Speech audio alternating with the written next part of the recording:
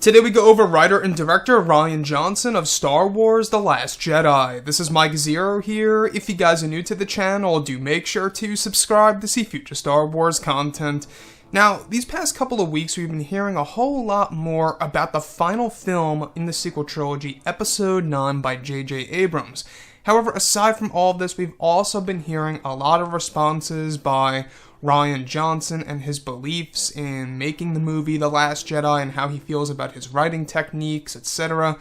And I wanted to go over another time in which Rian Johnson responded to the fans on social media explaining about writing Star Wars The Last Jedi and his whole entire concept of writing a movie, especially when it comes to Star Wars. And after I go over this, I also want to go over some of my views on some of the things that I believe could have been altered in The Last Jedi storyline.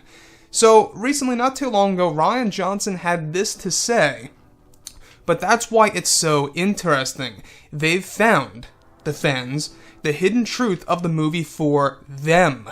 And if I find their perspective interesting and their writing engaging, it's like a window into another mind, which is the brilliance of all good writing. Now, that's what Rian Johnson had to say in response to his view, his concept of writing a Star Wars movie, or just a movie in general.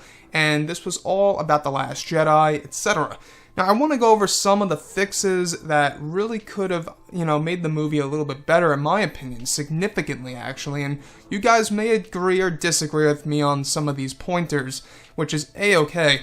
But I want to go over quite a number of them. And the first one was, of course, I would have honestly had Luke hand over the lightsaber back to Rey. Do you guys remember the very beginning in which we have that sequence we have Rey handing over the Skywalker saber to Luke, and he tosses it over the cliff? I feel like that was such an underwhelming moment to how J.J. Abrams set up the very end of The Force Awakens. Again, The Force Awakens, the ending, it was so mysterious, it mystified me. It was almost like impossible to think that Luke Skywalker would even speak in the next movie. That's how mystified I really was.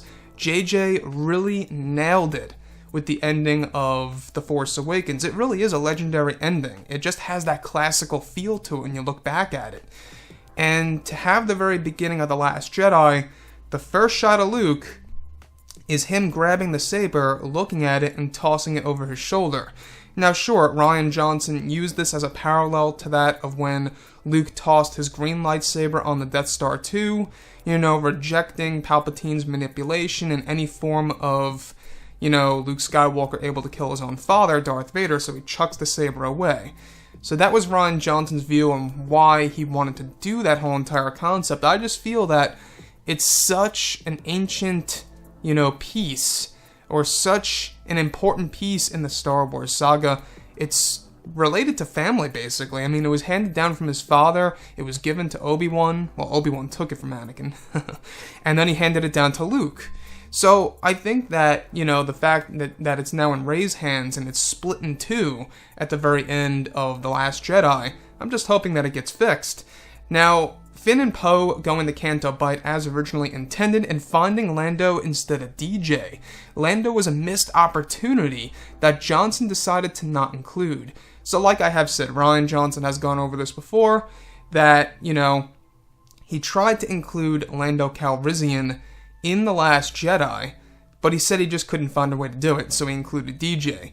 And I feel like DJ was, a wasted character in a sense for such a great actor. Benicio del Toro, I don't know if you guys have seen Sicario, go ahead and check it out. I can't wait to go ahead and check out Sicario 2. He is one hell of an amazing actor, and it was just such a shame that he couldn't be something more significant and meaningful in The Last Jedi. That's just how I felt, guys, by the way. If you disagree or agree, let me know. And I think that Lando in The Last Jedi, in the casino city of Canto Bight, would have been the perfect fit. I mean, just looking at Solo: A Star Wars Story, look how great that would have fit in with the overall storyline.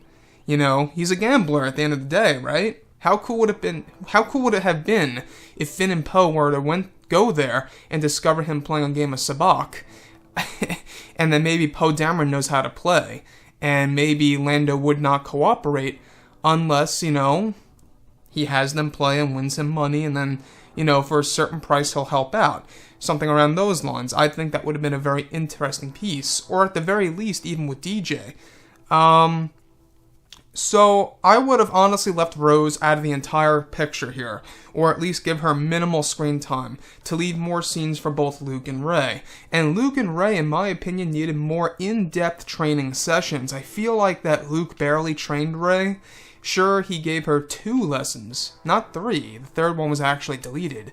2 lessons. One was on of course, the meditation rock, which unfortunately is the destination in which Luke Skywalker vanishes. And the other lesson is when they're in the First Jedi Temple, right next to the Prime Jedi mosaic.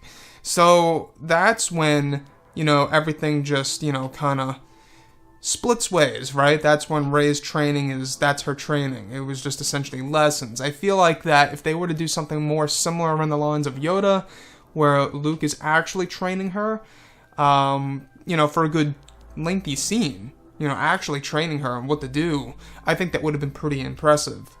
Now, I think that Luke and Kylo should have had a physical battle on Crate or Octu and locking sabers and saving the Force projection technique until the very end of Episode 9.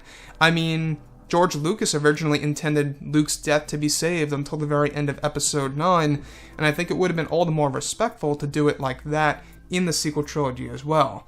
Now, personally, I would have given some relevance to Rey's lineage, and as John Williams has said, the guy who does the music, he doesn't believe she's a nobody. He doesn't believe it at all whatsoever.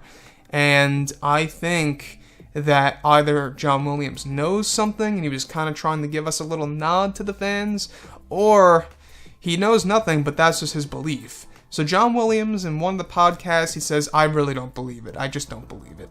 And though he is returning for Episode 9, I would find it very interesting if they created this dynamic where Rey goes off and travels to a certain planet that's connected to her lineage, and then Kylo goes over to another planet that's connected to his lineage, such as Mustafar and the Darth Vader castle.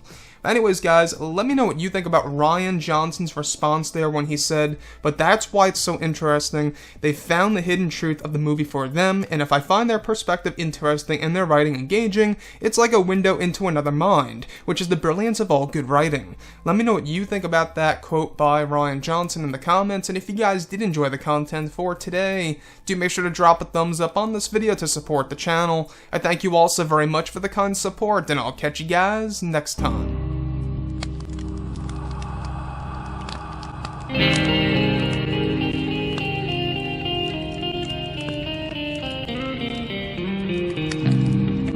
in hand, we are alone again. No, I'm not one from night to morning.